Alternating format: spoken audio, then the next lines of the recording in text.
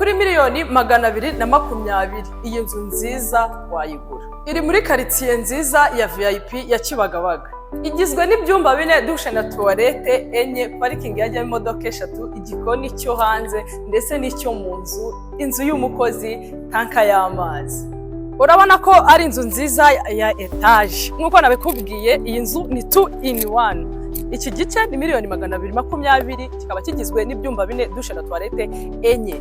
Mubwira ko iki gice maze kukwereka ari kimwe n'iki gice kindi. Mubwira ko ushaka kuyigura yose kuri miliyoni 420 zonyine. Buri nzu yose ifite ibyumba 4, douche na toilette enye. Ubwo yose hamwe ni ibyumba 8, douche na toilette 8. Mubwira ko yari short video. Ushaka video ndende urajya kuri YouTube channel Ruhima-Real-EstateB.